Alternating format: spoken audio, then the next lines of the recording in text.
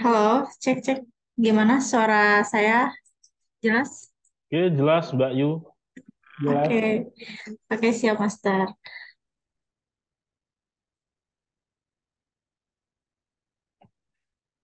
Oke, kita mulai mulai dulu ya. Assalamualaikum warahmatullahi wabarakatuh. Waalaikumsalam warahmatullahi wabarakatuh. Halo, selamat malam teman-teman semua, Bapak Ibu yang ada di seluruh Indonesia. Selamat malam, perkenalkan saya Maya dari Didimek Pusat. Saya akan memandu jalannya acara webinar malam kali ini. Semoga semuanya berada dalam keadaan sehat walafiat dan terima kasih kepada seluruh peserta acara webinar ini yang telah menyempatkan waktu dan kesempatannya untuk bisa sharing bersama mengenai bisnis trading forex ini. Nah, untuk malam kali ini, Didi Max menyediakan tema yang berjudul Mengapa Banyak yang Kehilangan Uang di Forex. Oke, nah di mana materi ini akan dijelaskan oleh para mentor yang berkompeten di bidang trading forex ini. Siapa lagi kalau bukan dari Didi Max. Yang pertama ada Master Solik. Gimana Master? Aman? Aman-aman Mbak, aman. Oke, Master Solik dari Didi Max Yogyakarta. Kemudian ada Master Vincent dari Didi Max Bandung. Aman, Master? Hadir, aman. Oke.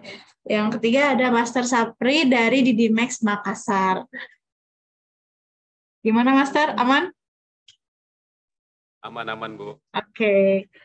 Nah, baik, langsung saja mungkin ya, agar diskusi kita kali ini berjalan dengan lancar. Barangkali ada teman-teman Bapak Ibu yang mau join, boleh di-share linknya, ikut andil gitu. Langsung saja kita dengar penjelasan yang pertama yang akan disampaikan oleh Master Solik dari Didimax Yogyakarta. Oke, Oke, udah? oke, waktu dan kesempatan saya persilahkan. Udah jelas ya? Ya, udah. Saya share dulu materinya, teman-teman. Deh, masuk. Udah ya? Oke, salam kenal semuanya. Semoga teman-teman sehat semuanya dan kalau udah tradingnya lancar. Eh, Oke, hari ini dari kemarin kita membahas cuan. Kali ini kita membahas faktor-faktor di mana sih kok banyak stigma negatif di luar sana yang berhubungan dengan forex, apalagi orang-orang yang mau memulai bisnis ini sudah di depan matanya itu sudah tergambarkan bahwasannya forex ini identik dengan kehilangan uang gitu. Jadi gitu.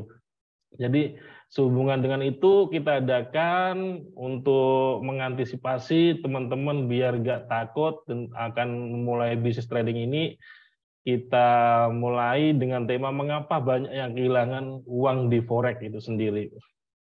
Jadi teman-teman di sini kalau misalkan yang masih awam, forex itu sendiri adalah perdagangan ya, perdagangan falas mata uang secara online, secara digital. Dan kalau teman-teman tahu, perputaran uang di bisnis trading forex ini adalah perputaran uang terbesar di bursa finansial ya. Bursa finansial kan banyak sekali tuh, ada bank, ada saham, ada kripto, tapi forex ini adalah bursa finansial terbesar perputaran uangnya.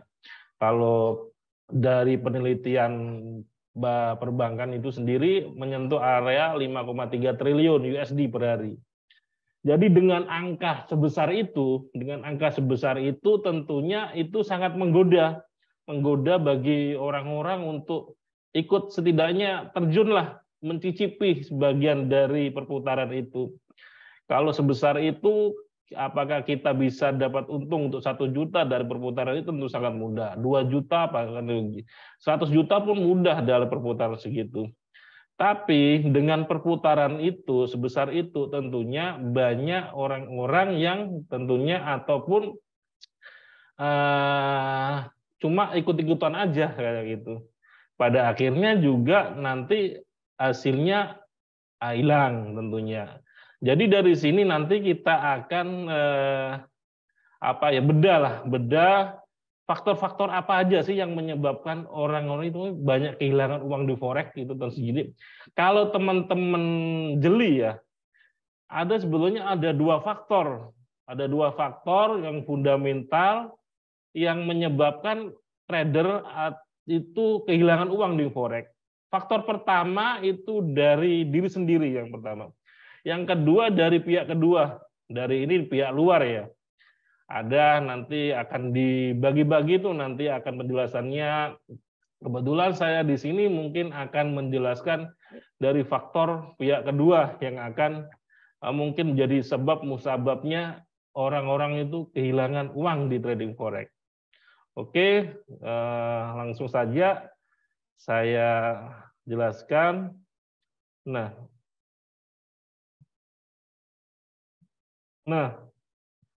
udah ya. Jadi kalau dibedah sebetulnya banyak hal kerugian yang disebabkan oleh pihak kedua. Dalam hal ini mungkin kita banyak trader yang kena scam atau penipuan. Kalau teman-teman lihat loh, cari searching lah di Google itu scam di dunia forex itu. Nggak ada habisnya teman-teman untuk membaca tentang penipuan-penipuan yang ada di trading forex itu sendiri.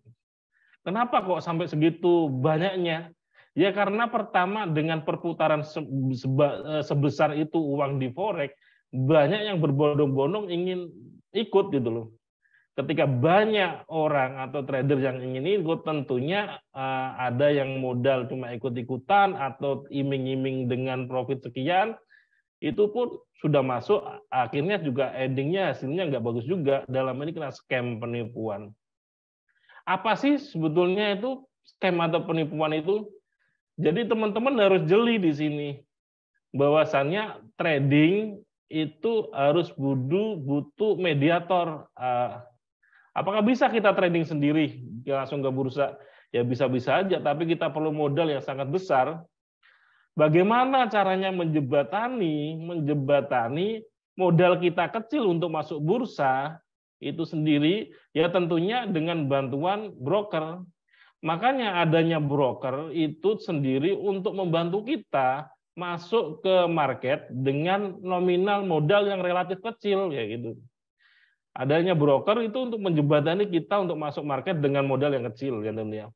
Nah, banyak yang tertipu atau banyak oknum juga dalam broker itu sendiri yang istilahnya memanfaatkan dari ketidaktahuan orang banyak itu sendiri yang mau setidaknya udah mau berbondong-bondong nih tentang pengen cuan tapi karena nggak ada ilmu dimanfaatkanlah gini.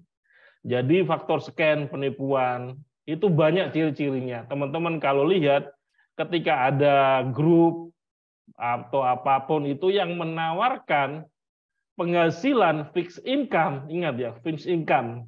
Kenapa kok fixed income? Karena dalam sebuah trading itu nggak ada satupun orang yang bisa secara 100% mengetahui kapan market itu akan turun atau kapan market itu akan naik. Kita hanya bisa menganalisa dari sebuah pergerakan kayak gitu. Jadi kalau di sana ada sebuah grup ataupun komunitas yang menawarkan pendapatan yang fixed income dari sebuah trading, tentunya itu patut dipertanyakan. Berarti kalau sudah ada contoh dari penghasilan fixed income dari sebuah trading, maka tentunya dia sudah tahu dong arah pergerakannya kayak gitu. Nah, kebanyakan orang itu tergiur dari itu. Depo 1 juta, seminggu dapat 500, ya keren banget berarti itu, sangar. Kalau itu banyak orang tergiur karena itu. Jadi model-model scam ya karena adanya fixed income sebetulnya. Jadi teman-teman di sini yang mau memulai trading, ingat ketika ada komunitas atau perorangan yang menawarkan fixed income, itu harus dicurigai. Harus dicurigai. Beda lagi kalau trading plan dalam bentuk dari modal ya. Misalkan trading plan saya mempunyai trading plan sebesar 1% dari modal. Ya, artinya apa? Ya planning, nggak fixed income itu planning, sebuah planning beda dengan misalkan satu hari pastikan saya dapat 500.000, beda ya sama fixed income sama persentase gitu. Kalau persentase kan diukur dari berapa persen kemunculan dari sebuah keuntungan profit itu sendiri. Jadi tanda-tanda scam penipuan itu tentunya adalah fixed income. Banyak teman-teman. Itu yang pertama. Kenapa banyak orang kehilangan uang di trading forex? Yang pertama karena faktor luar, tertipu, kena scam. Kalau di total pun udah berapa ratusan miliar uang yang keluar akibat dari scam itu sendiri kan. Itu. Jadi harapannya teman-teman harus waspada nih. Ini bentuk scam, penipuan atau bentuk memang trading dari jangka panjang atau dari plan itu sendiri. Oke, yang kedua ketika scam, tentunya ini yang jadi momok dari sebuah trading. Titip dana atau ditradingkan. Banyak memang bentuk apa sih kalau kita punya uang, misalkan kita punya uang, terus ada yang menawarkan bisnis, sejatinya memang kita sebagai investor kan cuma menyetorkan uang gitu ini. Tapi perlu digarisbawahi ketika sebagai investor dan cuma menitipkan dana, itu ada kemungkinan dana kita itu hilang ataupun entah kemana hilang. Karena kita nggak tahu bakal kemana dana kita. Apalagi kita nggak mempunyai ilmu, tiba-tiba kita ditawarkan, udahlah kita titip dana aja, titip atau ditradingkan. Banyak broker atau istilahnya marketing yang baru terjun di dunia katakanlah baru terjun setahun 2 tahun di dunia trading, sangat berani karena untuk mungkin tekanan dari perolehan margin itu sendiri dari broker sampai menghalalkan sini aja saya titip dana aja, titip dana sini nih. Ya kalau sudah ada kata-kata titip dana ditradingkan, pilihannya hanya 2, itu rugi ataupun profit. Kalau sampai yang mentradingkan itu rugi dengan kapasitas dia sebagai seorang pegawai dari sebuah broker misalkan, itu pasti akan mengganggu kinerjanya tentunya. Mengganggu kinerja tentu juga mengganggu psikologi. Dia itu mau mengembalikan, nanti ujung-ujungnya akan kacau juga. Jadi kalau misalkan saya perbandingan di Didimek sendiri karyawannya diharamkan untuk titip dana, bahkan untuk menerima dana, bahkan untuk mereadingkan akun. Kenapa? Ya karena dari segi psikologi orang itu kalau sudah mentradingkan uang orang, itu pilihannya cuma satu, dia harus bagaimana profit, nggak mau tahu akan loss gitu orang itu. Investor nggak mau tahu kalau misalnya loss. Jarang investor yang loss itu terima, itu jarang. Namanya kita menyetorkan uang, ya, oke saya setor uang ke kamu lah 100 juta. Kamu kan udah ahli, udah keluar ahli tuh, Nggak mungkin juga kan kamu loss dengan ini. Nah, udah ada kata-kata, udah break mental tuh, udah satu. Pertama kita ahli, udah istilahnya udah terbranding bahwasannya kita ahli. Kalau kita loss, ya malu dong kita. Ya. Jadi udah kena mental yang pertama. Apalagi yang beneran kalau loss, kerjaan terganggu, dan tentunya psikologi tradingnya pun nggak akan baik. Dan dari barometer itu kenapa karyawan di Didimek diharamkan untuk mentradingkan akun nasabah itu sendiri, jadi gitu. Ini saya nggak bicara broker lain ya, saya bicara tentang broker yang saya tahu di Didimek. Itu kenapa kok alasannya nggak boleh menitipkan dana, nggak boleh titip dana, sama nggak boleh mentradingkan akun nasabah, karena salah satunya itu riskan gitu. Jadi banyak dari sumber-sumber berita pun teman-teman kalau lihat tuh, banyak dari BAPEPT sendiri ada sekitar 218 investasi bodong dari tahun 2002 aja itu. Itu ke data, itu yang ke data. Yang ke data apalagi jauh lebih besar mungkin. Mungkin yang data mungkin person by person, orang by orang. Banyak tuh di grup Telegram yang mengatakan belajar dengan Mismaya misalkan, dijamin fixed income 100 juta, 1 bulannya 75 juta lah. Loh, saya tuh mau kayak gitu ya. 100 juta 75 juta, siapa yang nggak mau ya gitu ya. Kita tradingkan. Kita cuma leha-leha, istilahnya leha-leha, nerima, ya mungkin awalan kita terima untuk ke depan, nggak tahu. Karena pertama, nggak ada satupun orang yang bisa dengan 100% mengetahui arah pergerakan market. Kita hanya bisa menganalisa, oke lah besok, kemarin kita sesuai analisa kita.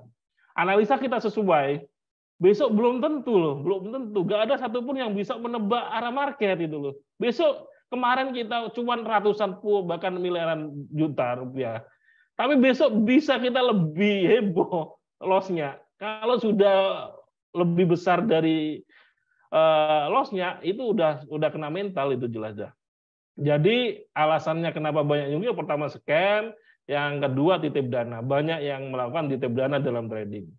Jadi kayak gitu. Oke, selanjutnya yang ketiga ya ini dari faktor brokernya atau broker nakal. Tentunya nggak semua ya, nggak semua. Saya bilang ini adalah oknum. Kenapa? Karena nggak semua broker kayak emang nakal gitu. Yang pertama, spread yang terlalu besar. Teman-teman kalau mau terjun di dunia trading, pilih yang pertama broker. Broker yang jelas sudah terregulasi yang paling bagus, sudah terregulasi. Kenapa?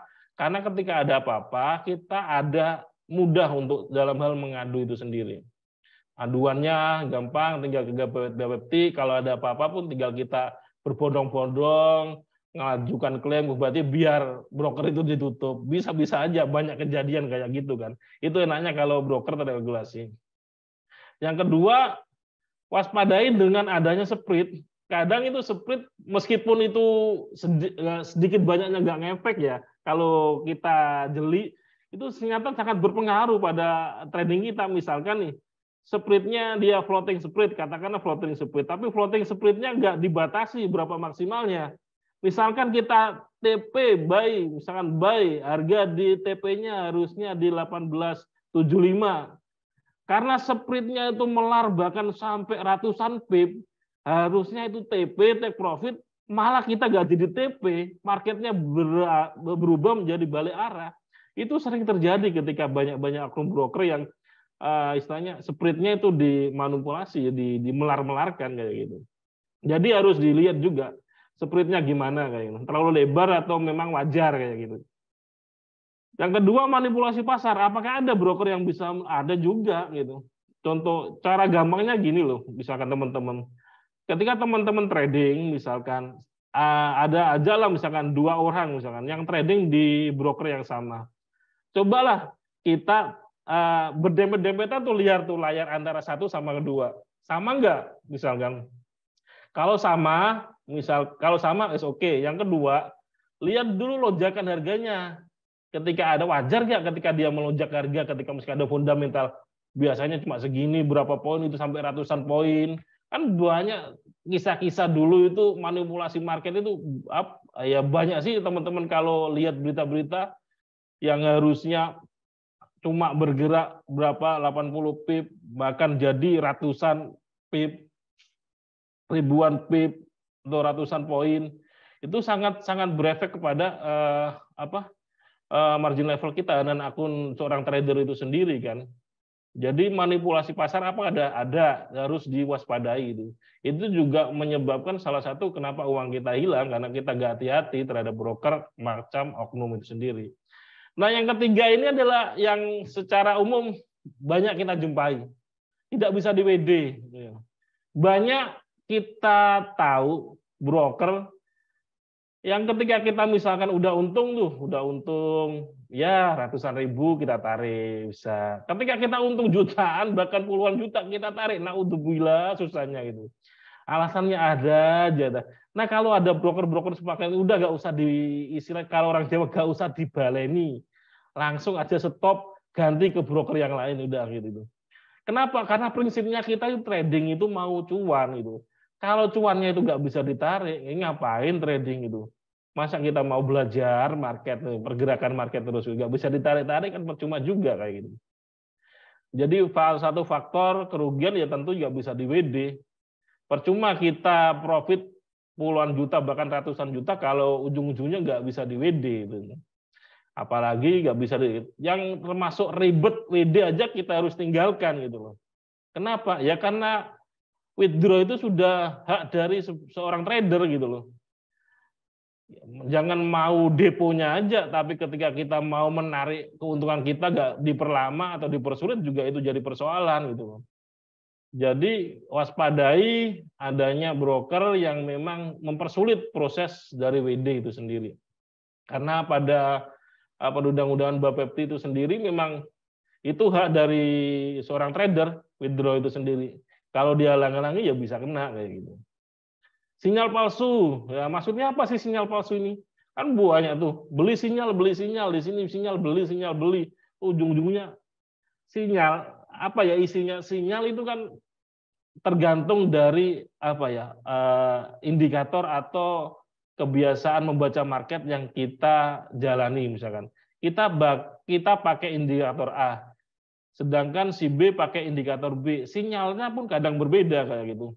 Jadi nggak ada 100% sinyal yang akurat. Tapi waspadai juga adanya sinyal-sinyal palsu.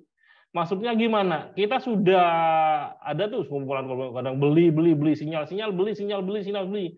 Pertama tuh profit lama-lama ujungnya loss juga gitu.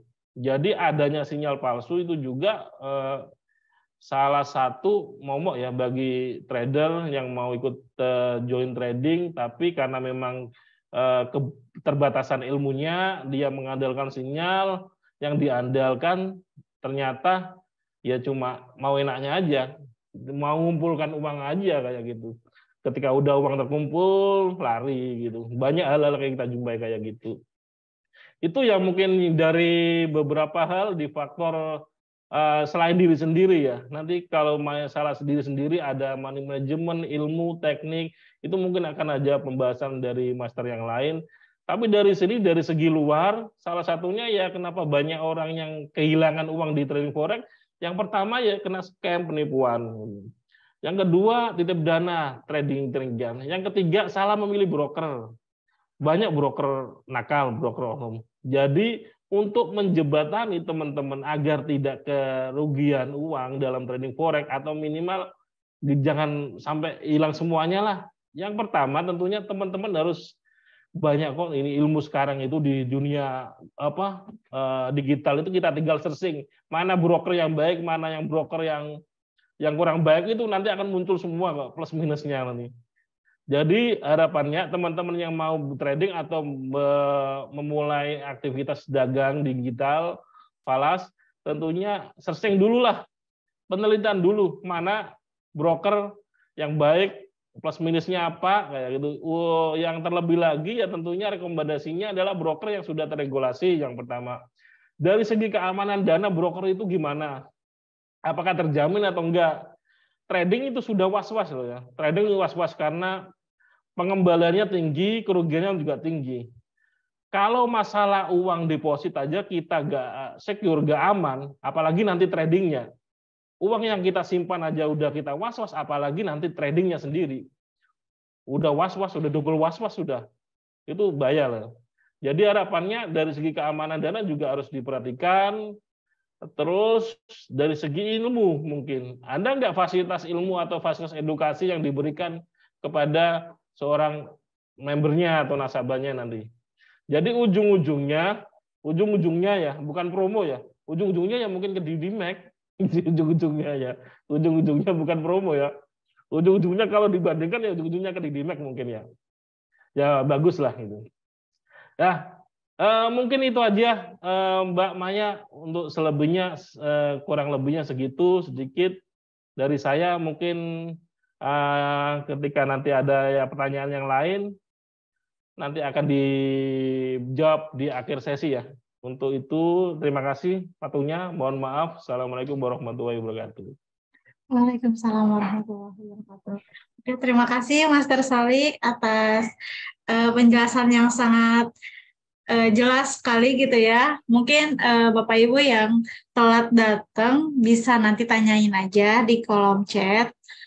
Selanjutnya penjelasan dari Master Sony, Master Vincent. Waktu dan kesempatan saya persilahkan. Oke, terima kasih. Baiklah, sebelum saya mulai, pastikan dulu saya share screen. Nah, apakah udah muncul? Sudah, Master. Oke. Jadi di sini saya akan membahas yaitu adalah penyebab rugi karena diri sendiri ya. Jadi yang tahun kali kita bahas nih apa dari Master Solik ya, itu tuh penyebab rugi karena pribadi ya, karena pihak kedua ya, karena kan ada yang ditipu, ada yang lain. Nah, kalau misalnya saya di sini saya akan membahas tentang rugi karena diri sendiri. Sebentar.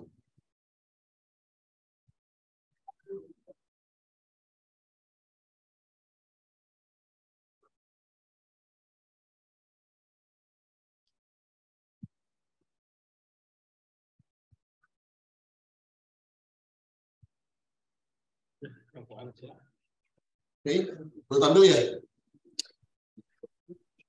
Oke, yang pertama ya, yang pertama itu adalah modal. Kalau sama Bapak Ibu tahu, pasti paham ya modal. Karena mau modal ya, karena kalau modal dari trading yang tidak realistis, ini menyebabkan banyaknya trader yang akan rugi dan tidak menjalankan aturan money management yang baik. Paham nggak di sini? Jadi banyaknya teman-teman kita itu ya, bahkan bukan cuma Indonesia doang, tapi di luar sendiri. Di luar negeri sendiri pun banyak sekali masyarakat yang tergiur dengan deposit trading yang minim, ya, minim $5, $10, ya, dan sebagainya. Itu nggak salah. Kalau saya nggak salah, itu sah-sah aja. Cuman masalahnya adalah di mana banyak sekali para oknum IB-nya ya, entah IB-nya, entah afiliatornya, atau semacam yang lainnya, mereka itu sayangnya itu adalah bahwa menggiring opini di mana trading dengan modal kecil $50 yang terjangkau ya, deposit $50 bisa menjadi ratusan dolar. Mereka menggiring opini seperti itu, gitu ya. Sedangkan mereka sebagai IB ya, sebagai IB dan sebagai profesional trader juga, itu adalah hal-hal yang wajar banget. Ya. Hal-hal yang wajar dan emang betul kok seperti itu gitu. Emang betul seperti itu gitu. Cuman adalah dampaknya itu adalah ke trader-trader yang pemula gitu. Trader-trader awam di mana mereka itu berharapnya sama seperti mana karena senior-seniornya di mana dengan deposit $50 bisa menjadi profitnya ratusan dolar gitu. Jadi kan agak susah gitu. Dan sedangkan mereka sendiri para profesional trader mereka bisa melewati fase deposit $50, deposit $100 bisa konsisten. Itu tuh adalah dengan udah nggak kehitung gitu, udah nggak hitung $100 udah $100 yang berapa, entah kan ke 100 atau ke 50 atau ke berapa ya. $100 ke 50 pun itu kalau kita hitung udah $5.000, udah $5.000 gitu. Makanya kan banyak juga nih trader senior ya yang deposit dengan modal kecil tapi umur akunnya baru gitu. Dan itu tadi MC terus depo lagi ya, tapi enggak jadinya tuh apa ya, itu yang membuat kita tergerus habis gitu ya. Sedangkan kenapa broker kecil broker luar sana menargetkannya itu yang kecil-kecil ya, karena orang itu bakal identik sering bergabung itu adalah dengan yang deposit minimal dulu gitu loh. Deposit minimal dulu dibandingkan dengan deposit idealnya gitu. Sekarang mereka jadi giring opini lagi ya, mengiring opini bahwa dari deposit kecil bisa dengan giat belajar dan sebagainya bisa mencapai profit ribuan dolar gitu. Oke, paham soal sini ya. Jadi Kalau misalkan modal tradingnya kecil, tidak realistis, maka money management pun pasti bakal dilewati ya. Yang kita deposit $50, $100 ya, pasti itu lotnya pun, targetnya pun nggak mungkin 1% per hari ya. Pasti apa? Pasti target profitnya pun akan naik gitu. Dan itu akan mempengaruhi dari money management. Oke, lanjut. Ya. Nah, dari money management kita mesti tahu juga nih, money management itu apa sih? Ya. Money management adalah tata kelola dana dalam akun trading kita. Tata kelola dana dalam akun trading kita. Ini money management. Hal ini mencakup ukuran lot yang digunakan sesuai modal trading dan target profit maupun batasan risiko yang disesuaikan dengan modal. Gitu ya. Jadi paham kan di sini kan ya? Jadi tata kelola dana dalam akun trading satu nih, tata kelola dana. Gitu. Nah, ini tuh adalah mencakup ukuran lot yang digunakan sesuai modal trading dengan target profit maupun batasan risiko disesuaikan dengan modal. Gitu. Contohnya itu tadi ya. Kalau misalnya kita gini nih, di bisnis manapun ya, di bisnis manapun pasti akan membahas profit itu dari apa? Dari segi persentase, betul kan? Dari segi persentase. Profitnya berapa persen sebulan? Setahun bisa balik modal enggak? Atau per bulan bersihnya berapa persen? Setahun bersihnya berapa persen? Kan seperti itu ya. Bukan dalam artian nominal, enggak. Bukan dalam artian nominal.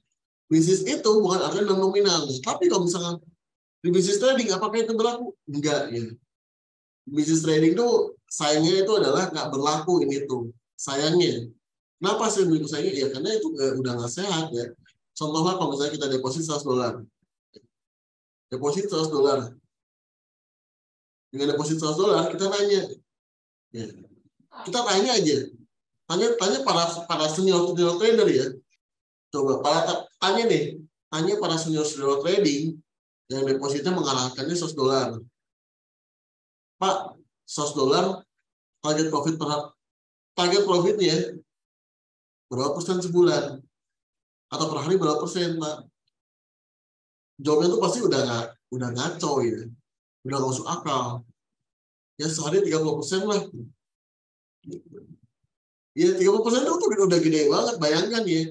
Bayangkan kita ketemu investor besar, kalau ngomongin target trading per harinya, untung kita adalah 30%. Wah pasti itu udah akan dipercaya gitu sama investor besar tuh.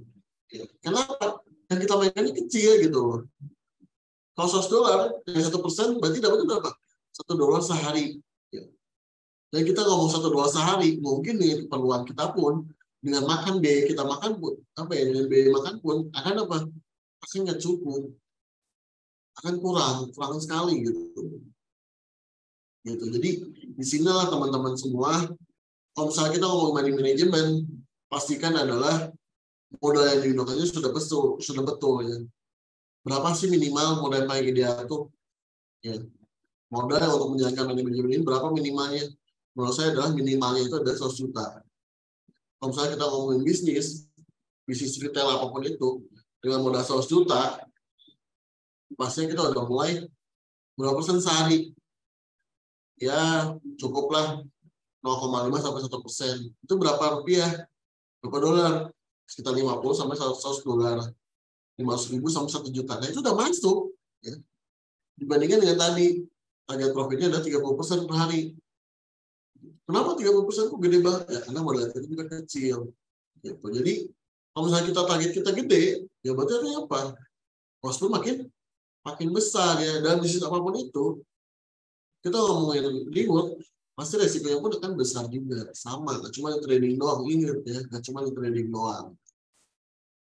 Jadi cara bagusnya adalah seperti ini. Kita deposit lah, ya, deposit trading meskipun kita tahu trading bisa deposit kecil, tapi minimalnya kita jangan turuti itu. Minimalnya itu kita paham dulu dengan aturan bisnis. Sekarang bisnis mana yang bisa sehari 30%? Ya, ngomongnya ya sehari 30% bisnis dari mana? Itu nggak ada, pasti nggak ada. Oke, gitu. Sama ini juga ya. dan target profit maupun batasan risiko yang disesuaikan dengan modal. Nah, maksudnya gimana? Maksudnya bagaimana batasan risiko yang disesuaikan dengan modal? Nah, kayak gini. Nah, kita deposit 100 juta, kita tentukan batasan risikonya berapa. Batasan risiko saya ada 30%. Berarti berapa? $3.000 kan? Nah, kita udah paham nih, batasan risiko kita $3.000. Entah itu mau dipakai satu kali sinyal, satu kali entry, atau dipakai beberapa kali entry, ya itu bisa, itu sah aja. Atau misalnya mau dibagi lagi, itu boleh-boleh aja. Dibagi lagi seperti apa? Contohnya kayak gini ya. Dari $3.000, saya bagi lagi. Saya bagi lagi tiap entry-nya, batasan risikonya adalah $100. Ya. Nah, seperti itu. Kita bisa menghitung seperti itu. Artinya apa? Dari risiko $100, berarti kita punya signal, punya peluru sekitar 30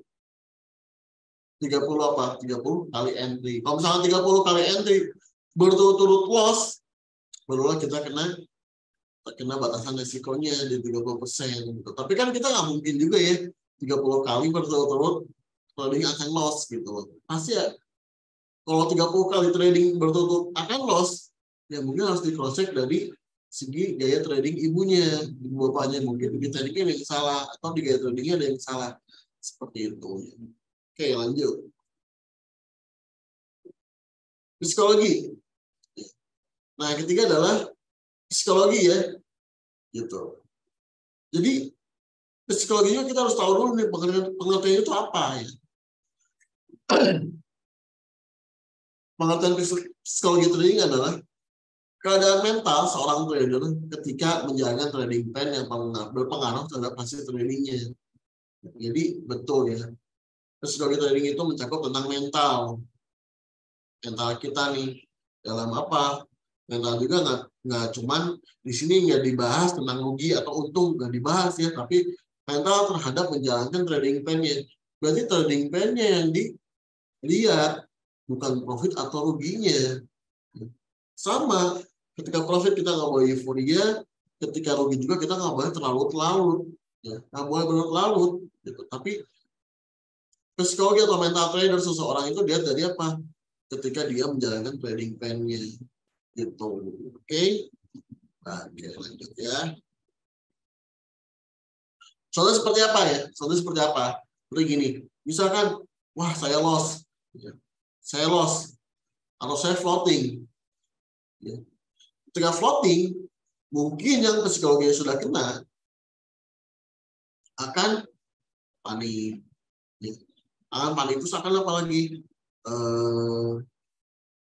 Ya bingung sana sini, emosi sana sini, masuk lagi market, ya buy lagi, betul itu salah posisi, tapi terus-terusannya buy, atau dia turun terus gitu.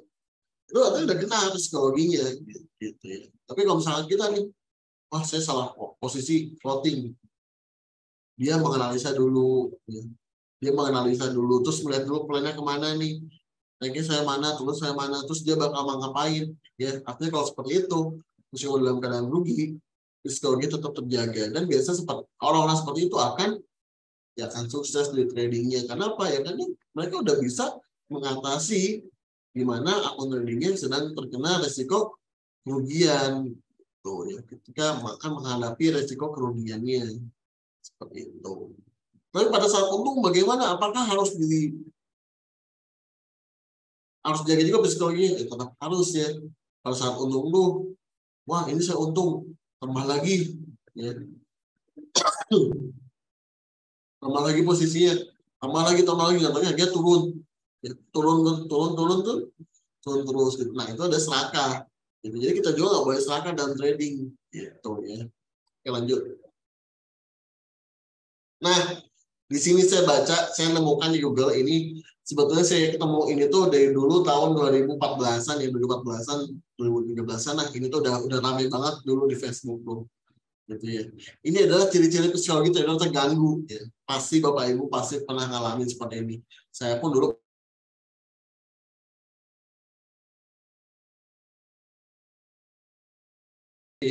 harga mau naik nih ya, harga mau naik, wah seperti mau naik ya, seperti mau naik, oke saya buy. Oke, di sini tunggu koreksinya ya, tunggu koreksi, sebenarnya tunggu koreksi nih, tunggu koreksi ya, tunggu koreksi udah gitu buy, nah kan,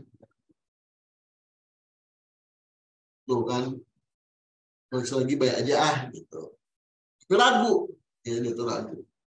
Terus di koreksi tadi masuk kalau nunggu terus bisa ketinggalan profit, oke buy sekarang, jadi buy di sini ya, buy di sini nih karena dia berharapnya adalah di bawah, tapi katanya dia makin atas, makin naik gitu. Nah di sini ternyata harga masuk, dia balik, dia buy, terus harga naik dikit, ya dikit, harga dikit udah naik, dia udah euforia, mantap Jack, gitu ya, udah euforia, wah udah ngerasa paling jago di trading tuh, udah jadi master gitu ya. Oke.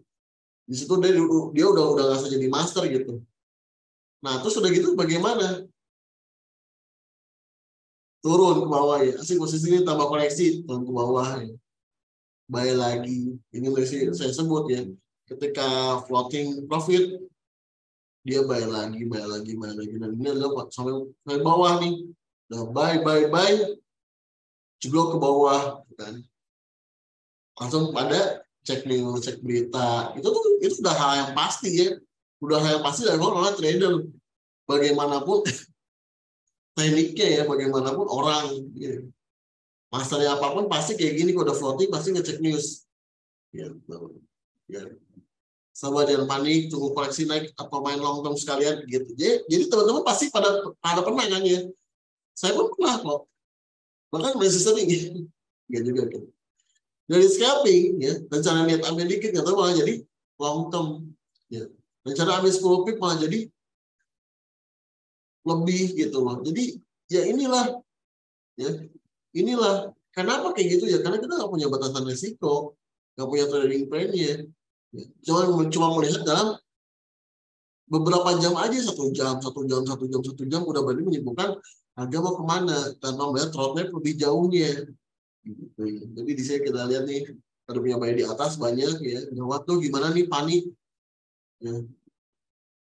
Cukup gak kuat, gua mending stand aside dulu, close semua gitu. Jadi buat NC gitu, buat NC pas ke bawah banget, buat NC gitu. Nah udah ke bawah nih, makin mau udah di close ya, ke bawah lagi, dia merasa bersyukur.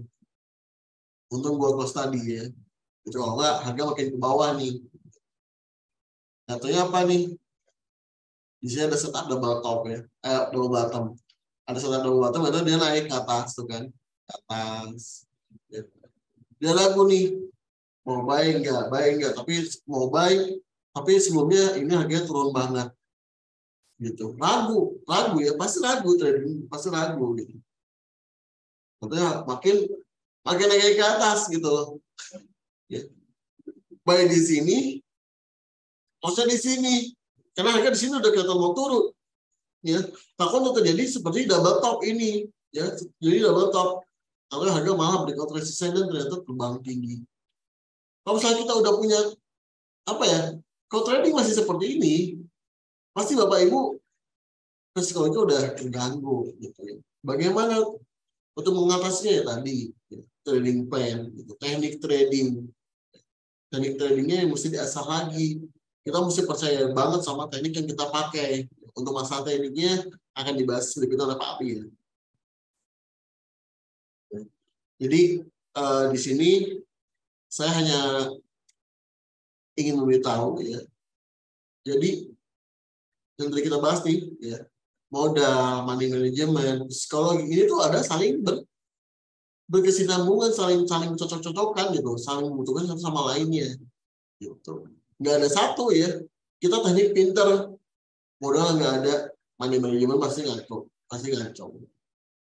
Modal ada, money management masuk, tekniknya nggak bagus ya, tekniknya nggak bagus pasti apa, psikologinya kena, ragu, wah ini mau naik, ini mau turun ya, meskipun jaga MM tapi dikit-dikit cut loss, dikit-dikit cut loss. Udah ujungnya apa? Ujungnya habis. Jadi emang perlu banget ya tentang modal, manajemen, psikologi, dan teknik trading. Jadi di sini saya akan membahas juga ini terakhir. Kalau misalnya kita udah ngomongin terganggu atau udah terkena ke psikologinya, kita harus tahu cara mengendalikan psikologi tradingnya. Di sini ada 5 nih. Gunakan modal trading yang realistis dengan target trading kita. Itu yang tadi saya sebutkan. Jadi jangan sampai modal tradingnya itu adalah modal $100, tapi berharapan dengan gede. Dia juga deposit $100 bisa dapetin motor kok besoknya, mobil kok besoknya dengan deposit $100. Bedakan kita sama mereka itu adalah mereka udah profesional dan pastinya sudah bayar $100 yang MC gitu, pasti itu nggak bisa dibohongin ya, nggak bisa dibohongin. Yang kedua adalah tentukan batasan kerugian dari modal yang kita gunakan. Jadi udah dibahas ya. Kalau misalnya kita gunakan modal 100 juta, modal yang menurut saya adalah modal ideal untuk suatu bisnis, ya, kita batasin dulu kerugiannya. Jangan sampai dihabiskan untuk 100% nih, jangan. Batasi dulu, saya contohnya 30%. 30% saya akan setelah plus 30% saya akan evaluasi dan saya akan belajar lagi seperti itu. Yang ketiga, setelah kita menentukan batasan risikonya 30%, makalah kita ngomongin targetnya. Targetnya realistis aja. Jangan kayak tadi. Saya targetnya 30% sehari. Kok 30%? Ya karena kalau misalkan deposit kalau misalkan target 1% sehari, nggak masuk. Depositnya kecil. Ya. $100 depositnya $100, $1.000. $1 per hari berarti $10 ya, atau $1 nih. Wah, itu sih yang ada juga malah jadi rugi ya, bakal jadi rugi kita gitu. Sama makan pun bakal lebih mahal, lebih mahal jajan kita dibandingkan target profit kita. Gitu. Yang ketiga adalah tentukan target yang sudah ya. Yang keempat adalah membuat trading plan. Contohnya membuat trading plan seperti tadi. Karena seperti ini contohnya. Kemarin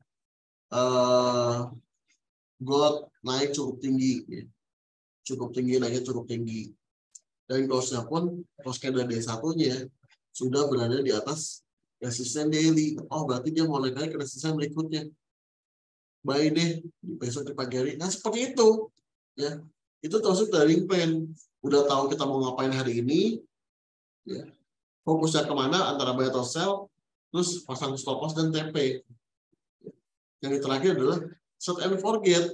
Ini mesti dilakukan, set and forget ini. Kalau misalnya kita nggak dilakukan set and forget, kita mantau terus MT5 kita, MT4 kita, chart kita mantau terus, ada malah terguncang psikologinya. Jadi cara mengendalikan psikologi seperti ini, pastikan modalnya realistis, batasi kerugian, targetnya juga buat realistis, yang keempat membuat trading plan, lalu set and forget. Lihatlah cukup dari 1 jam sekali gitu, maksimalnya lah 1 jam sekali, kalau minimalnya 4 jam sekali, 4 jam sekali kita lihat seperti itu. Oke, baiklah, sekian dan terima kasih. Itu sekian sedikit penjelasan dari saya. Boleh Ibu Maya lanjut untuk berikutnya. Oke, terima kasih Master atas penjelasannya. Dilanjut dulu mungkin ya kepada Master Sapri dari Didimex Makassar. Untuk kesempatan saya persilahkan. Siap. Assalamualaikum warahmatullahi wabarakatuh. Selamat malam. Waalaikumsalam. Kedengaran Mbak ya?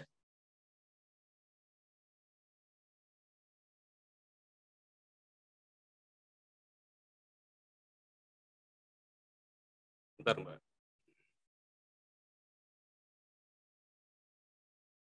Udah kelihatan belum? Halo, Assalamualaikum. Kedengaran Mbak ya? Iya, kedengar. Iya. Selamat malam, Mr. Sonsan. Selamat malam, Mr. Solik. Malam. Iya. Hari ini saya bawa materi terakhir. Ada enaknya dan tak enaknya juga, Pak ya.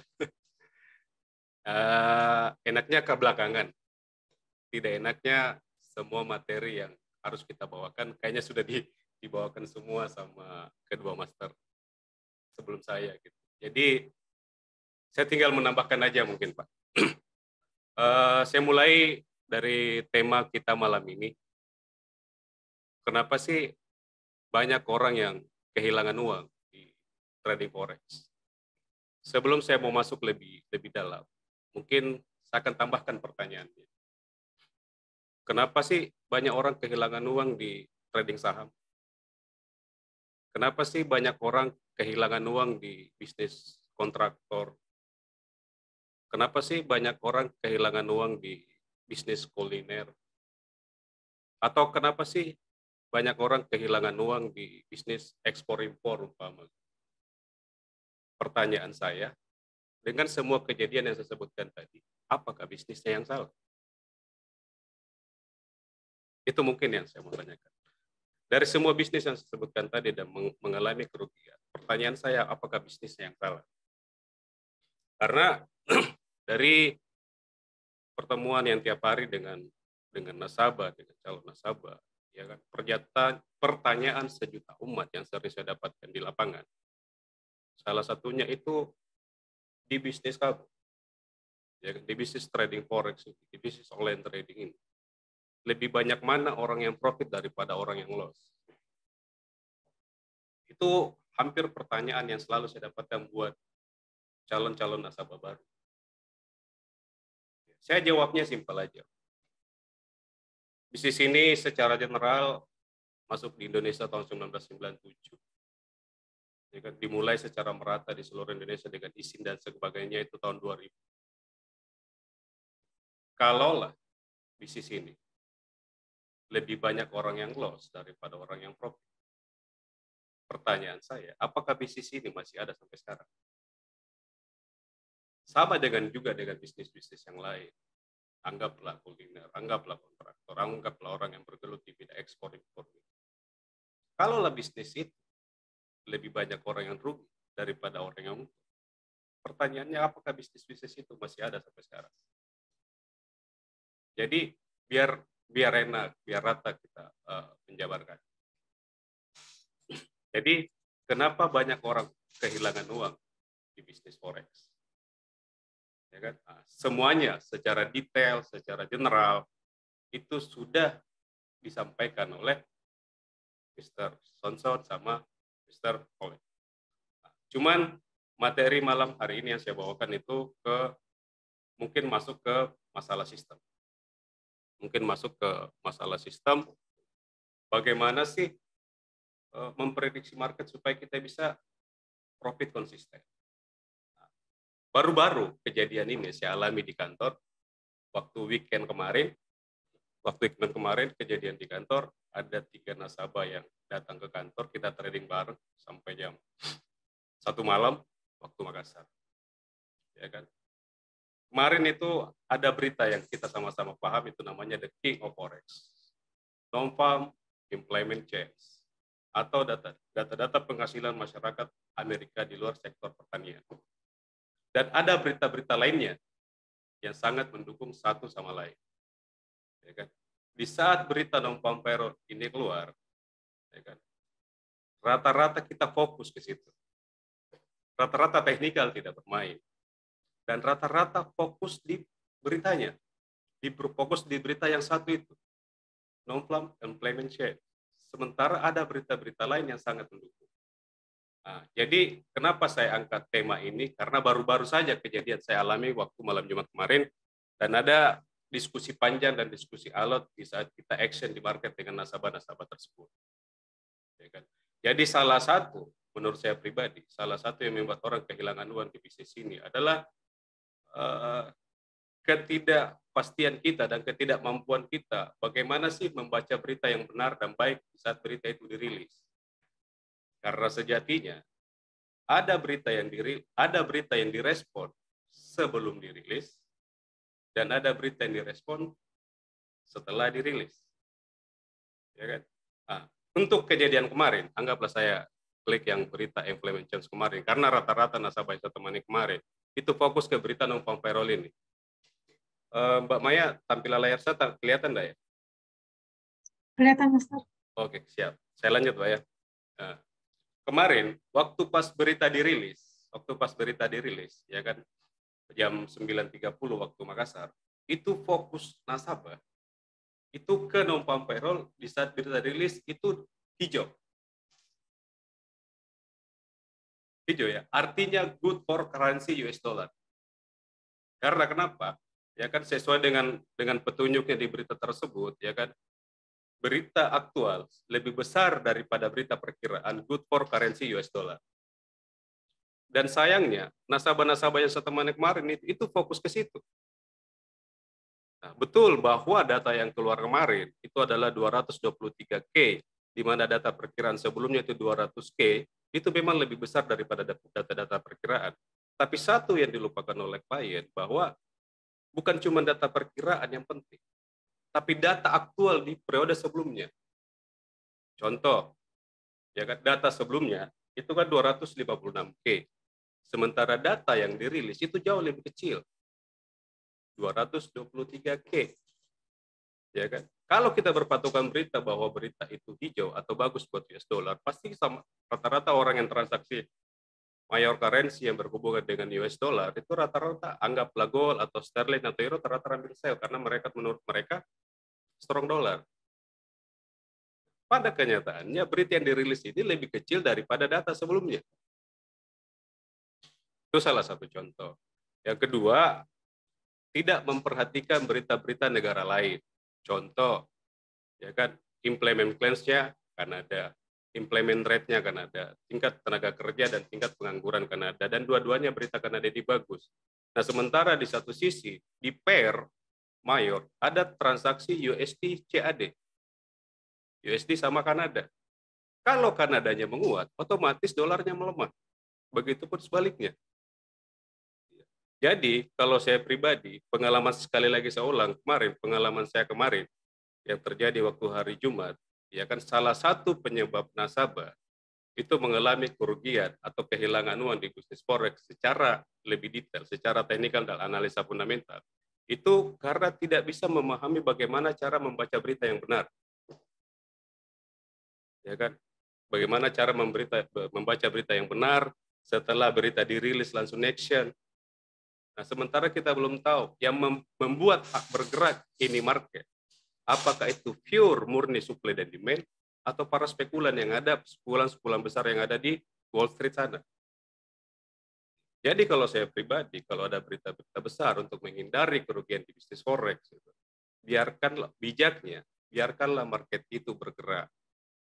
Biarkan market itu bergerak. Jangan terpancing emosi takut ketinggalan momen.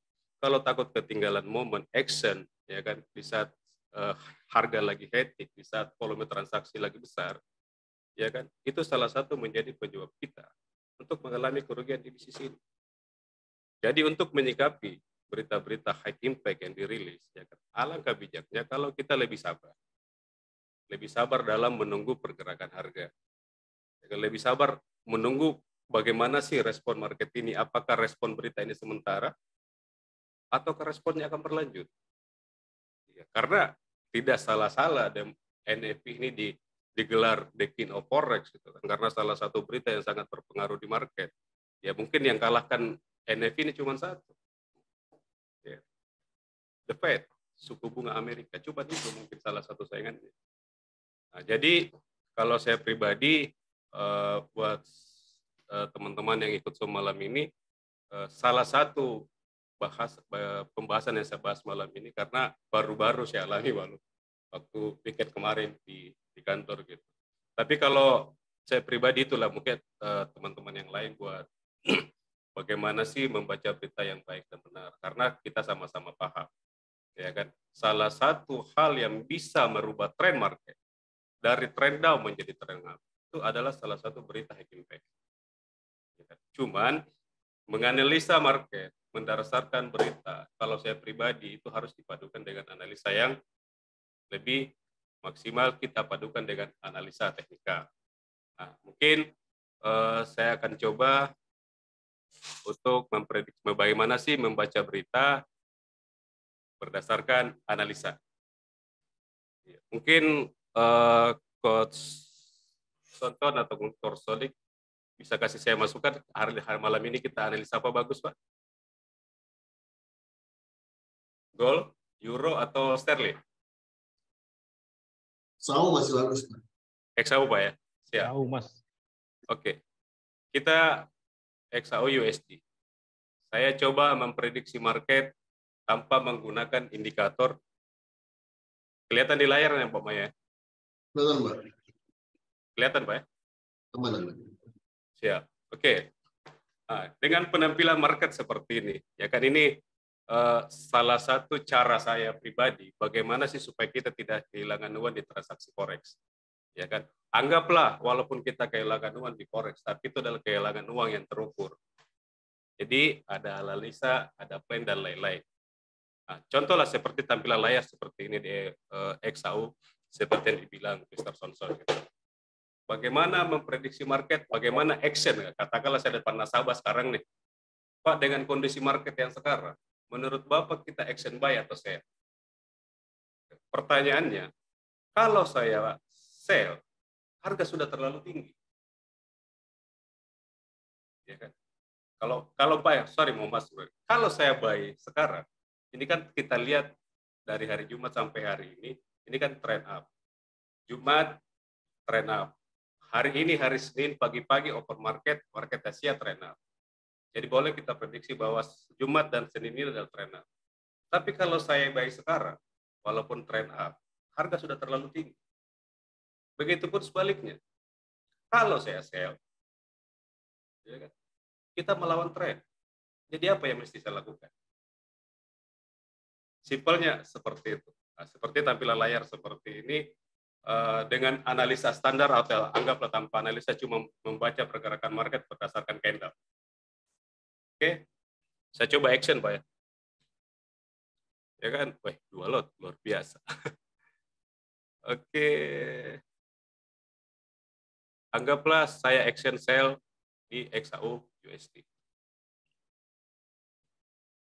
Oke, kembali bukan posisi sell sudah kelihatan, open sell 0,5.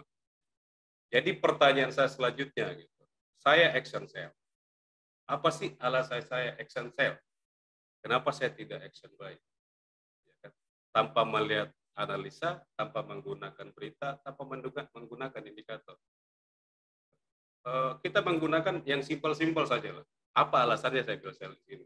Apakah dengan saya ambil sell posisi saya pasti profit? Tidak. Jadi salah satu alasan saya kenapa saya ambil sell. Karena kalau saya pribadi dalam mengambil keputusan eksekusi di market, seperti yang saya sampaikan di pertemuan sebelumnya, bahwa profit adalah orientasi kedua buat saya. Orientasi pertama saya adalah bagaimana sih keamanan dana nasabah saya. Bagaimana sih keamanan dana saya pribadi. Walaupun saya salah posisi dalam eksekusi market, yang jelas saya sudah tentukan risk manajemennya di berapa. Jadi kenapa saya sell sekarang? Karena udah kelihatan. Ya kan? Minggu ini dan minggu lalu, high tertinggi itu di hari ini, di 1880. Artinya secara teknikal, apabila harga bergerak dan break di atas 1840 dan harga mampu bermain-main di atas harga tersebut, maka kita sama-sama sepakat. Maka market akan melanjutkan trend up-nya. Tapi sepanjang tidak ada harga high atau tidak ada harga di atas 1880, maka saya confidence bahwa market akan koreksi minimal 50% dari pergerakan market hari Jumat. Jadi catatan saya ya, bukan saya ambil posisi sell, bukan seberapa besar persentase profit saya apabila saya ambil posisi sell. Tapi inilah posisi dengan risk management yang paling kecil. Karena contoh, saya ambil buy sekarang, di harga running sekarang. Apa ya?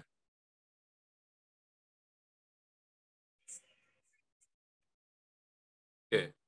Harga running gold di 1774. Ya kan? Kalau saya buy sekarang, ya kan, risk manajemennya terlalu jauh. Karena kenapa? Risk manajemennya kita ambil ya paling low di hari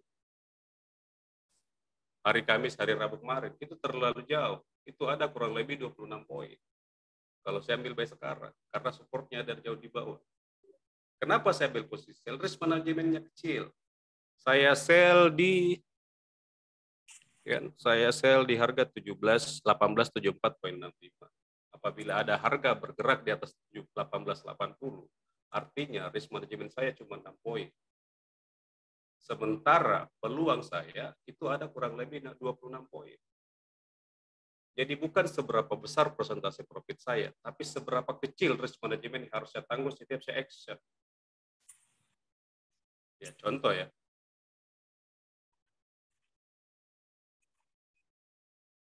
Ya, pasang stop loss lah. Stop loss 1782 lah, 1781, 1881. 82 lah biar enak. Oke. Kelihatan stop loss-nya gitu. Jadi seperti ini yang saya sampaikan. Kenapa banyak orang mengalami kerugian atau kehilangan uang di bisnis ini? Itu karena orientasinya mungkin menurut saya pribadi itu salah jenjang. Ya kan, orientasi pertamanya profit, sementara orientasi keduanya risk management. Kalau saya terbalik, orientasi pertama saya adalah bagaimana risk management yang sekecil mungkin, dengan peluang persentase profit itu jauh lebih besar daripada risk management saya yang ada. Gitu.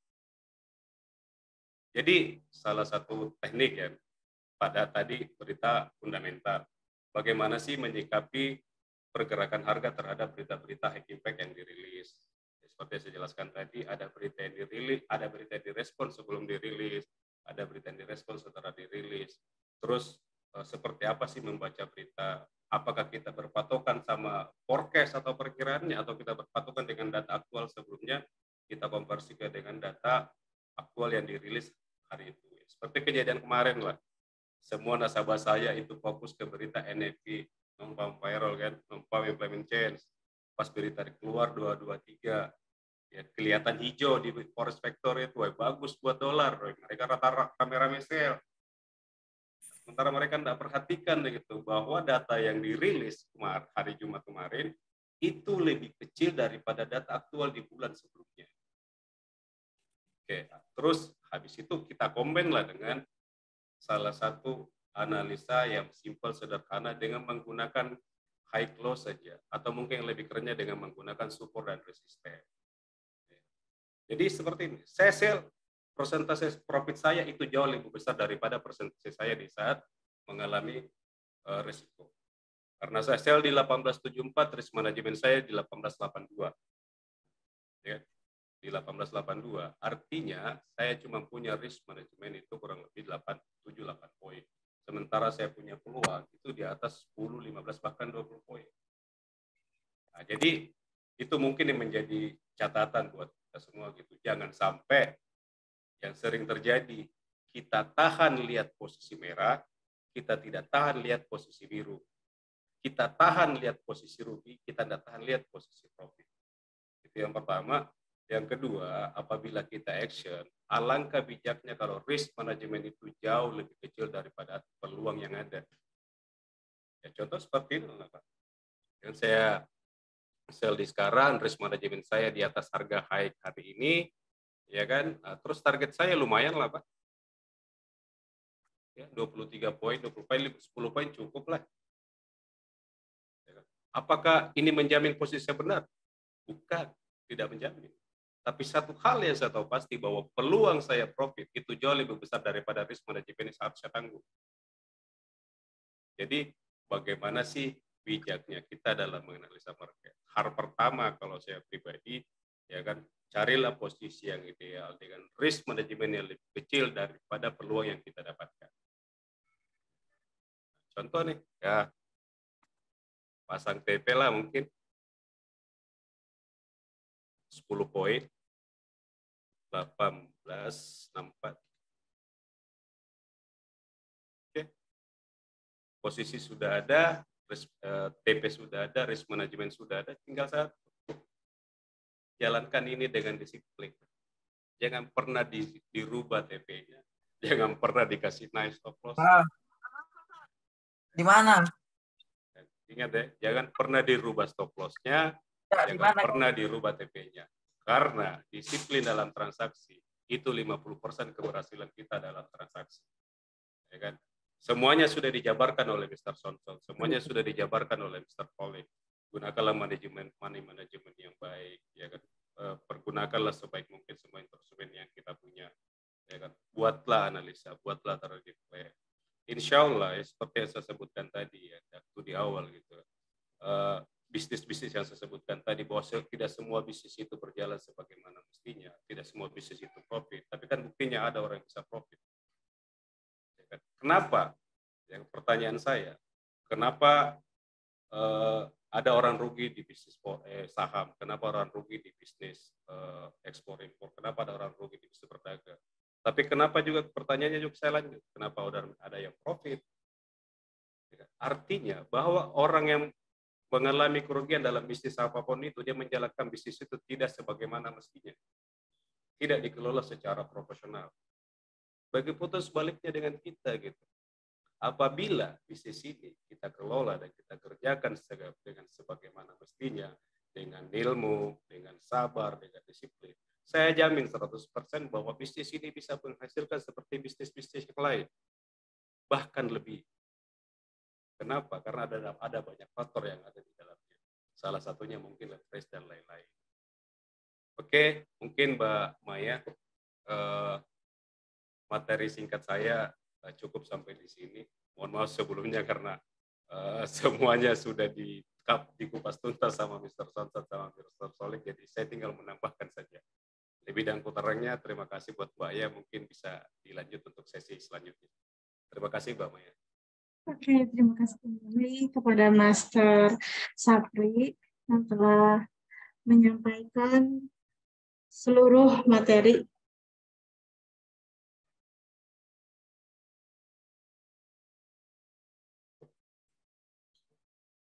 Oke, lanjut mungkin ya kepada pertanyaan.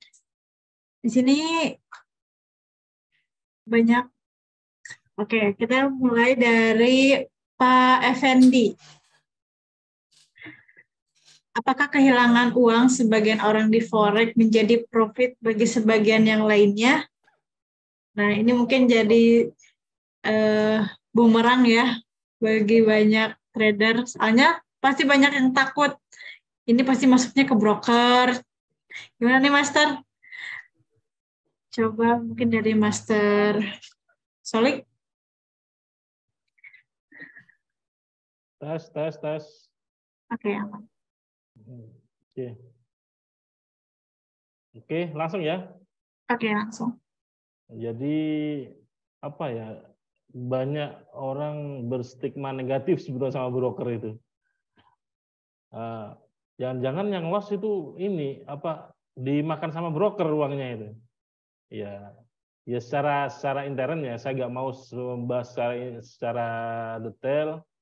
Jadi dalam broker itu sendiri kan sudah ada sarana komisi ya kalau memang yang broker teregulasi di broker lokal khususnya ada split juga, ada komisi, ada split, apalagi kalau misalkan ada sebagian yang ada swap juga. Sebetulnya hal itu juga pendapatan dari broker.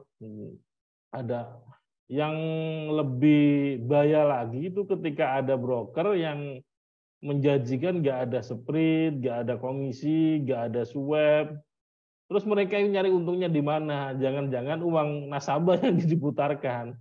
Jadi kebanyakan kan seolah semua yang hilang itu diambil broker, enggak juga, ada hitungannya di bursa itu. Tapi yang jelas apa kan sudah dijelaskan dalam perjanjian ketika kita deposit ke suatu broker, komisinya ada sekian. Misalkan spreadnya juga ada, misalkan ada komisi, ada swap. Itu yang menjadi pendapatan dari broker. Jadi di luar itu apakah yang loss masuk ke broker? Ya itu enggak, ini intern dari broker, enggak semuanya ya, enggak semuanya kayak gitu. Jadi yang jelas ada beberapa hal yang memang sudah dicantumkan dalam perjanjian. Kan ketika kita membuat akun kan ada perjanjiannya tuh. Ya, itu seharusnya dari perjanjian itu atau akun kondisi itu sudah tahu bagi nasabah, oh ini. Beda lagi kalau nggak bakal perjanjian ya itu. Jadi masih tanya-tanya gitu. Jadi justru pertanyaan yang sebaliknya itu gini. Bagaimana kalau misalkan ada broker yang nggak ada swap, nggak ada split, nggak ada komisi, malah justru itu yang lebih bahaya. mereka ngambil keuntungannya dari mana? Nggak fair. Jangan-jangan uang nasabah aja yang diputarkan kayak gitu. Jadi mungkin itu aja. Udah ada ini kan, udah ada beberapa hal yang diberitahu mana aja sih hak dari broker, mana sih yang nggak boleh istilahnya dimakan dari broker itu sendiri. Udah ada perjanjian kan dalam pembuatan akunnya. Saya kira udah jelas kok kalau misalkan teman-teman udah berkecimpung dalam trading nantinya. Mungkin begitu Mbak Maya.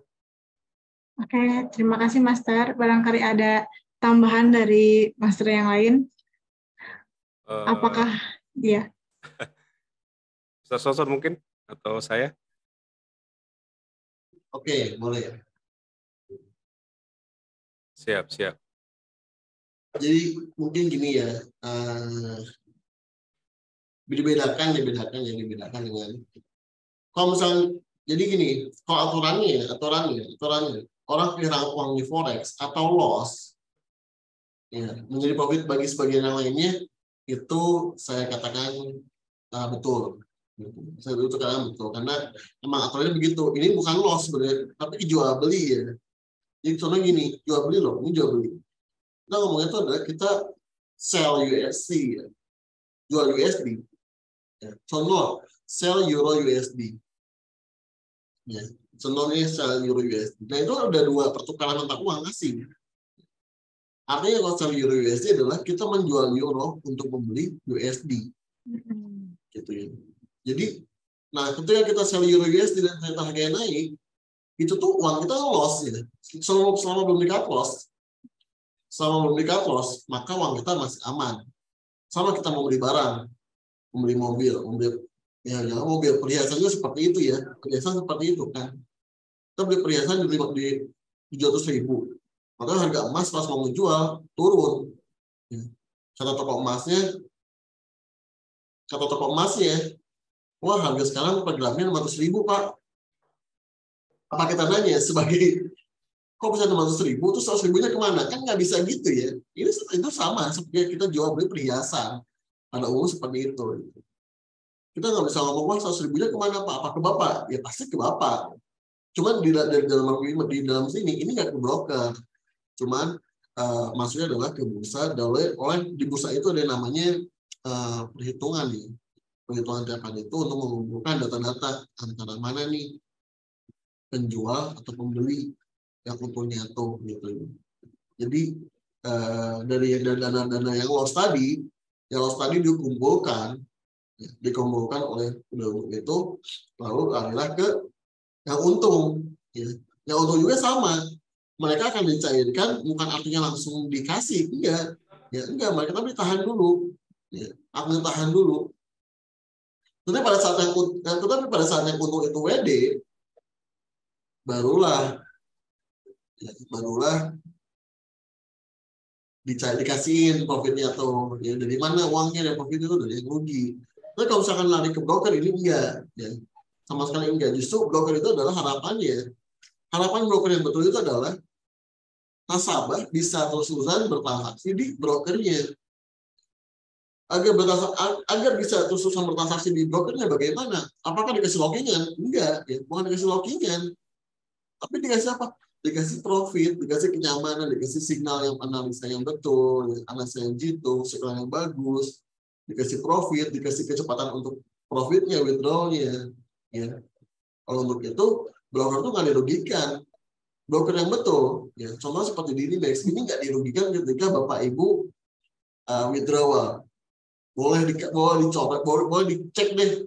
Ya, yang ada pernah withdraw kita tuh ada 10M, 2 miliar, 1,5 M pun ada. Apakah cairnya ditunda-tunda? Enggak ya. Enggak ya, Bumaya ya.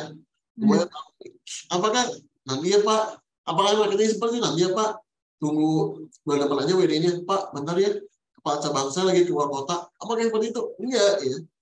Enggak kayak gitu. Kalau di Dinex tuh justru nasabah WD itu malah dipaksa. Pak, ini ada profit, boleh di WD dulu Pak. Gitu. Beda ya. Kita beda banget. Jadi kita nggak perlu pusing. Kita nggak perlu pusing untuk curiga apakah uang kita ke broker. Enggak ya. Justru broker itu berharapnya adalah untuk Bapak Ibu kesusahan transaksi. Karena dengan transaksi, ya Bapak Ibu memberikan keuntungan untuk broker. Nah, biar aman, bagaimana mencari broker yang legal? Itu tadi ya, yang legalitasnya jelas pun belum semuanya aman gitu. Cuma tahu dari mana? Ya, tahu dari mana nih? Ya, dia dulu aja dari withdrawalnya. Kalau misalnya menarik yang cepat, ya paling lama 2 kali 1 hari lah ya. Paling lama 2 hari. Sesuai clearing aja, clearing bank ya, sesuai clearing. Paling lama 2 hari cair semua. Kalau misalkan cairnya ditunda-tunda, banyak ini itu, apalagi pakai tanda tangan sana sini, bisa dipastikan itu mau kalau legal juga, udah tarik aja dengan Bapak Ibu.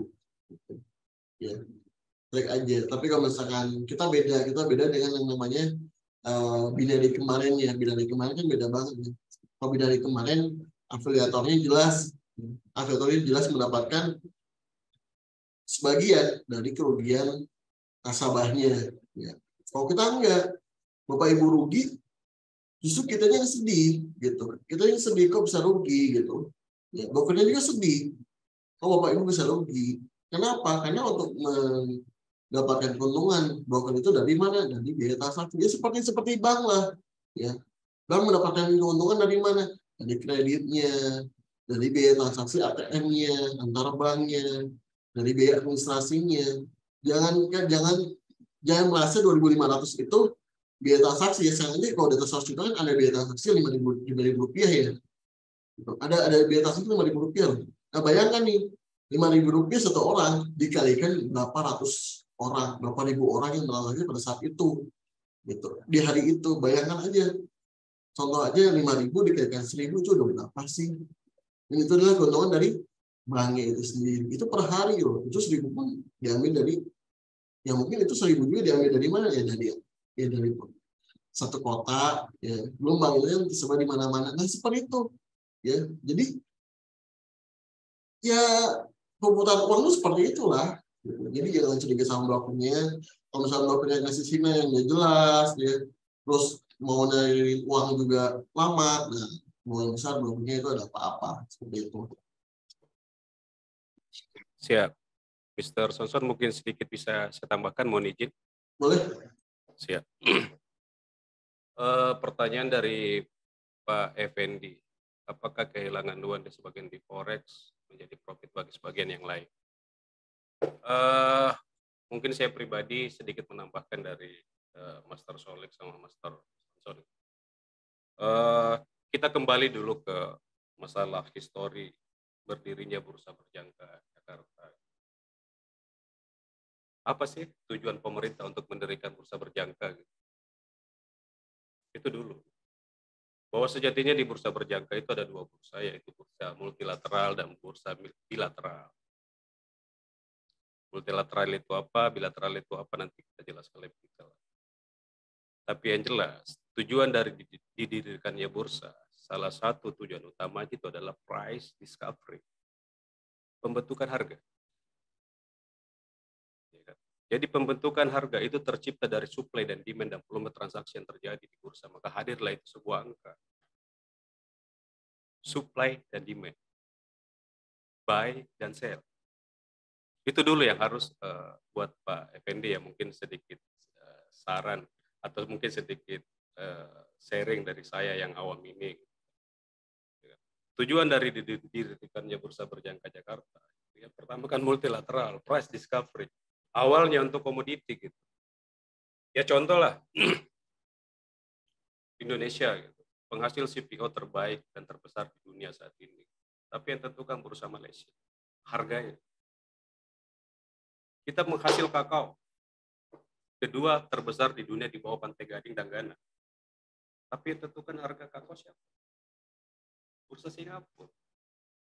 Kenapa? Karena bursa kita saat ini belum kompeten seperti bursa-bursa di luar. Jadi tujuan dari didirikannya Bursa Berjangka Jakarta itu adalah price discovery. Adapun di dalamnya SPA, sistem perdagangan alternatif termasuk forex, index dan lain-lain, itu masuk ke dalam transaksi bilateral, dalam hal ini SPA. Tapi tidak lari dari konsep. Bursa didirikan untuk price discovery. artinya supply dan demand. Apakah kehilangan sebagian orang di forex menjadi profit sebagian yang lainnya? Contoh, ya kan, dalam terjadi transaksi di bursa, volume transaksi supply dan demand buy jauh lebih besar daripada posisi sell. Apakah market turun? Kan tidak mungkin. Market pasti naik karena lebih banyak orang beli daripada orang jual. Artinya lebih banyak orang yang profit daripada orang yang loss. Begitupun sebaliknya. Kalau market jatuh, kenapa market bisa jatuh? Karena supply dan demand-nya orang lebih banyak seller daripada buyer. Makanya harga jatuh. Artinya lebih banyak orang profit sell daripada orang yang rugi di buy. Kan seperti itu. Price discovery. Naik dan turunnya market itu karena supply dan demand. Seberapa besar sih volume transaksinya? Apakah lebih banyak buy atau lebih banyak seller? Jadi kalau pertanyaannya, apakah sebagian orang profit, sebagian orang rugi? Ya pasti. Tapi satu hal yang saya jamin, bahwa lebih banyak orang profit daripada orang yang rugi. Gitu. Karena kalau saya buy, market naik. Kenapa market bisa naik? Karena orang yang buy lebih banyak daripada orang sell. Artinya lebih banyak orang profit daripada orang yang rugi. Begitu pun posisi sebaliknya. Ya kan? Nah, terus, kenapa bisnis forex ini menjadi salah satu bisnis paling liquid di dunia? Ya karena adanya bursa tadi. Di saat Bapak membeli, di saat itu pun ada orang yang jual. Di saat itu Bapak orang jual, di saat itu pun ada orang beli. Bukan seperti saham yang harus antri dulu. Jadi kalau pertanyaannya Bapak, dan ini pertanyaan, mohon maaf kalau saya pribadi, ini pertanyaan orang yang paham tentang dunia trading. Bukan pertanyaan orang awam. Pertanyaan orang yang paham tentang trading. Jadi mungkin jawaban saya itu, Pak. Ya, yang jelas intinya tujuan untuk jawaban Bapak ini kalau saya pribadi, ya kita harus kembali dulu ke mindset-nya. Apa sih tujuan didirikannya bursa? Price discovery. Pembentukan harga. Terjadi karena supply dan demand. Mungkin cukup ya, Mr. Sonson sama Mr. Sodik. Saya kembalikan ke Mbak Maya. Oke, terima kasih Pak Master yang sudah menjawab pertanyaan dari Pak Effendi. Lanjut, ada pertanyaan dari Pak Yusuf. Fasilitas apa saja yang didapatkan oleh para member? Boleh dari Master Sony mungkin?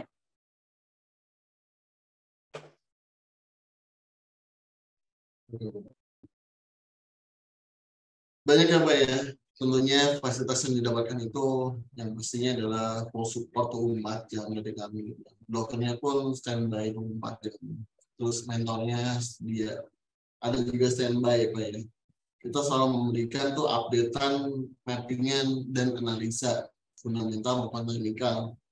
Jadi Bapak Ibu nggak usah khawatir ya. Ini contohnya dibanding apa? Kita juga ada yang namanya grup. Ya, grupnya ada grup signal, ada grup diskusi ada. Dan bagusnya itu di Dimex itu adalah broker pertama yang berani untuk terbuka nasabahnya satu sama lain. Itu karena setahu saya belum ada yang namanya broker. Ya. Kalau IB banyak, ya. Kalau IB banyak mungkin yang mempunyai grup edukasi. Tapi untuk broker, ya, broker yang bukan IB, kita bukan IB, Pak. Ya. Kita adalah emang mentor yang diberikan oleh fasilitas langsung oleh Dimex-nya, bukan oleh IB pihak ketiga atau kan keempatnya. Jadi emang kita yang emang diberikan langsung dipercaya oleh kantor yang langsung memberikan analisa dan signalnya. Dan ini pun belum ada, saya rasa broker yang seperti ini, apalagi broker lokal yang nasabahnya terbuka satu sama lain. Ya, kalau broker lokal lain mungkin belinya tertutup. Ya. Banyaknya itu adalah kan menutupi satu sama lain untuk alasannya adalah apa? Untuk keamanan nasabah. Ya. Sebenarnya nggak gitu. Sebenarnya nggak gitu. Keamanan nasabah yang perlu diamankan adalah data-datanya. Tetapi untuk tradingnya bagusnya adalah yang terbuka aja. Jadi kelihatan banget kalau di grup nih. Kalau di grup yang komplain, ya waduh saya udah trading lama nggak WD, pasti komplain di grup. Ini Bapak Ibu bisa mulai komplainannya, tapi kan yang terjadi adalah enggak. Contoh kita pun di Bandung kemarin ada, ya, baru gabung Jumat, Seninnya udah withdraw gitu. Dan itu pemula, ya. Jadi di trading floor itu bukan orang yang profesional dulu di bidangnya, Baru bisa profit? Enggak ya. Profit trading forex itu banyak, gampang sekali. Saya sebut gampang ya emang gampang gitu ya. Gitu. Tinggal ikutin aja arahannya, udah beres kok. Ya, saya nyebut gini ya, untuk profit itu mudah, tapi untuk bisa trading forex itu susah. Paham ya? Untuk profit itu tanya deh, banyak sekali member di sini ada nggak? Member dari banyak banget sih ya. Dari ini ada bapak ini juga nih member Pak David ya, Pak Davidson ya ada juga ya. Wah ini Pak Davidson gimana sih gitu kan? Ada nggak ya? Mami Aida ada nggak Mami Aida ya?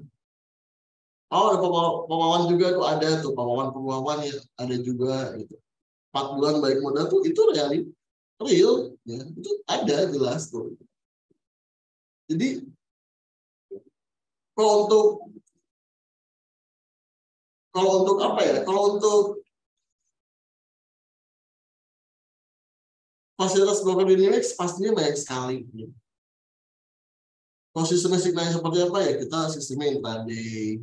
Ya, sistem intraday yang pasti intraday ya harian. Cuman untuk tekniknya banyak sekali teknik-teknik yang diberikan oleh para metode cabangnya. Tinggal dipilih aja sesuai dengan kenyamanan ibu bapak sendiri. Seperti itu.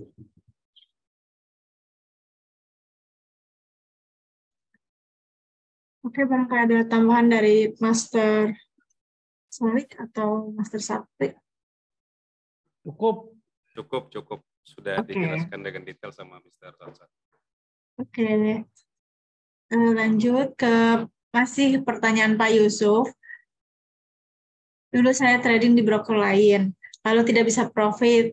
Kalau di DDMax itu sistem signalnya seperti apa?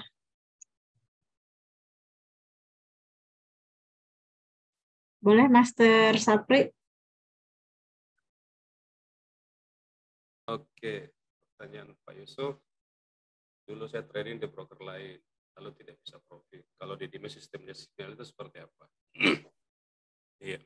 Jadi buat Pak Yusuf ya, alhamdulillah saya pribadi orang yang suka belajar, Pak. Belajar dari mana saja, kalau itu ilmu saya pasti ambil. Makanya saya tidak bisa hitung, Pak, berapa grup sinyal yang saya ikuti. Baik, pokoknya semua sinyal, semua komunitas trader di Facebook itu saya masuk. Buka buat belajar, ya kan? Supaya bisa menjadi tolak ukur buat saya, menjadi barometer buat saya, gitu kan. Seawam apa sih saya dalam bisnis ini, gitu. Terus pertanyaannya, bagaimana sih signal di DDMax? Di grup-grup yang saya ikuti, gitu kan, di luar dari DDMax, yang mereka kirim itu signal, area entry, buy or sell, TP stop loss. Kalau cuma itu yang kita dapatkan dari grup-grup tersebut yang kita ikuti atau sinyal, itu bahkan ada loh Pak yang berbayar. Cuman untuk sekedar dikasih sinyal, sell atau buy, TP di berapa, stop loss di berapa, kita tinggal ikut. Pertanyaan saya, kalau kita dengan gaya seperti itu, pertanyaan saya sampai kapan kita bisa?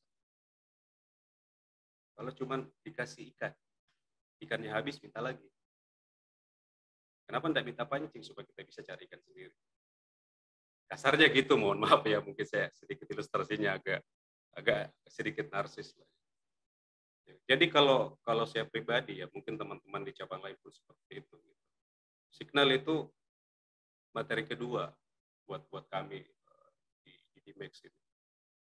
Yang pertama itulah bagaimana memberikan edukasi secara berkesinambungan, mulai dari basic sampai expert. Jadi bukan cuma sekedar sinyal buy or sell, tapi kita akan memberikan edukasi bagaimana kita bisa buy, alasannya apa. Kenapa kita harus entry sell, analisanya apa. Teknikal kah? Fundamental kah? Atau menggabungkan keduanya. Jadi kalau untuk masalah signal dan lain-lain, saya pribadi itu umum, Pak Yusuf.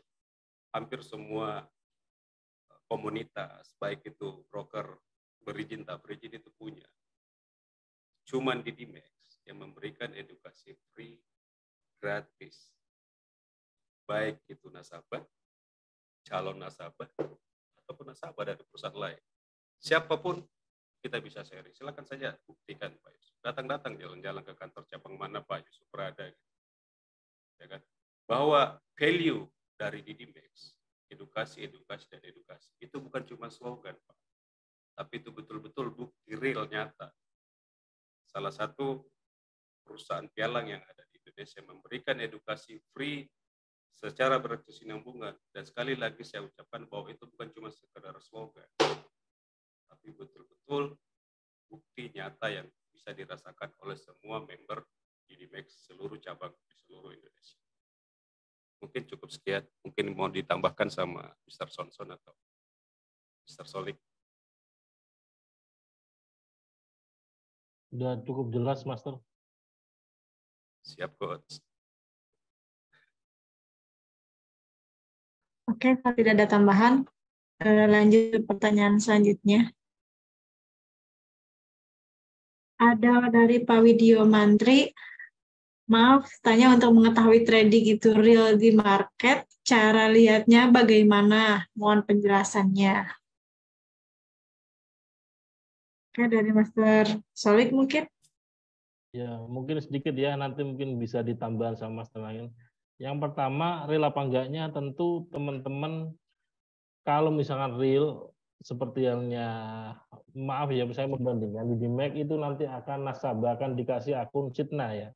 Akun Sitna di mana nasabah bisa mengecek transaksinya benar nggak disampaikan dalam market itu sendiri. Jadi dari transaksinya benar atau enggaknya nanti akan ada akun sendiri untuk mengecek dari nasabah itu sendiri. Jangan-jangan saya pesan ini nggak disampaikan nih, dan juga ada kayak gitu. Maka untuk mengecek salah satu keakuratan, benar nggak transaksi saya disampaikan sama broker ini, ada namanya akun Sitna yang berasal dari PT KBI. Ada satu lagi, apa ya, lupa mungkin ditambahkan sama Master Sony nanti. Dari BBJ sendiri mungkin ya. Mungkin gitu ya, akan adanya akun Sitna untuk mengecek transaksi nasabah. Bener nggak market ini sih? Bener nggak transaksi ini saya pesan dilempar ke bursa kayak gitu? Mungkin salah satunya adanya akun Sitna untuk mengecek itu sendiri. Mungkin itu saja dari saya. Bisa ditambahkan ke yang lain.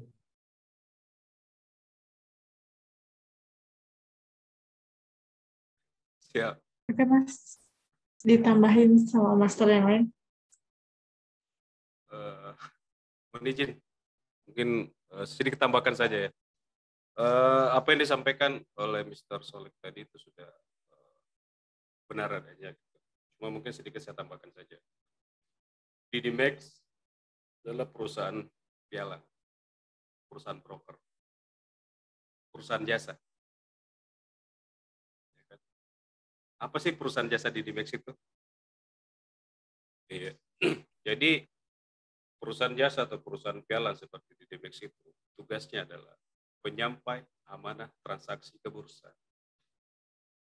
Jadi kalau ada transaksi nasabah yang tidak sampai ke bursa, dan perusahaan itu adalah perusahaan yang legal, berarti tidak amanah. Apa sih? Saya jelaskan lagi. Perusahaan pialang adalah perusahaan jasa. Jasa seperti apa? Penyampai amanah transaksi nasabah ke bursa. Jadi untuk mengetahui bahwa amanah transaksinya nasabah itu sampai ke bursa, yang disebutkan oleh Mr. Solik tadi. Salah satunya bahwa setiap transaksi nasabah itu terdaftar di akun Signanya. Jadi setelah nasabah bergabung, login password dan lain-lain dikirim ke email nasabah, akan dikirimkan juga akun Signa. Akun Signa itu yang Bapak bisa cek apakah setiap transaksi Bapak itu terdaftar di bursa. Makanya setiap transaksi itu ada nomor tiketnya. Ada nomor tiketnya, berarti transaksi itu ada terdaftar di akun Signa. Ada di akun Signa berarti tugas Didimex sebagai penyampai amanah transaksi nasabah itu ditunaikan dengan amanah. Mungkin cukup. Mungkin mau ditambahkan sama Mr. Sonson.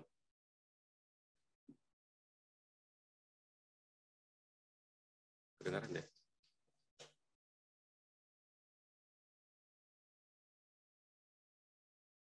Oke, barangkali Master Sony mau ada tambahan? Cukup, udah bagus. Oke. Lanjut ke pertanyaan selanjutnya ada dari Dinda. Nyimak Master, jadi bisa bedain mana broker yang amanah dan enggak. Oh ini penyampaian, oke. Mungkin enggak ada pertanyaan lagi ya? Atau barangkali ada pertanyaan bisa disampaikan.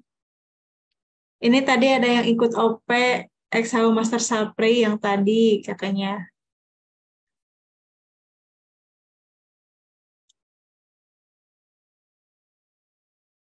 Siap.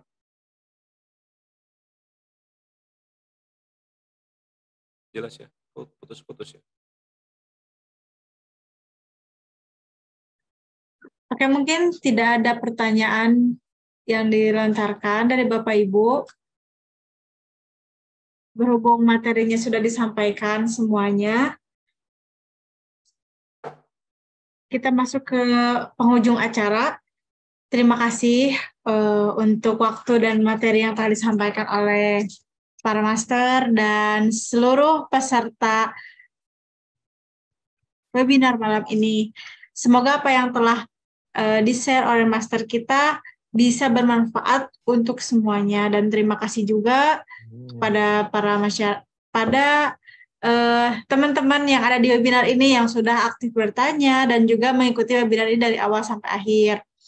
Sekali lagi saya ucapkan terima kasih, dan terima kasih juga kepada Master Sony, Master Sapri, dan Master Solik yang telah berkenan untuk menyampaikan materi di malam hari ini.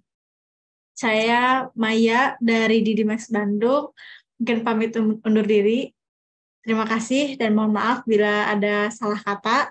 Saya ucapkan Assalamualaikum warahmatullahi wabarakatuh. Waalaikumsalam warahmatullahi wabarakatuh.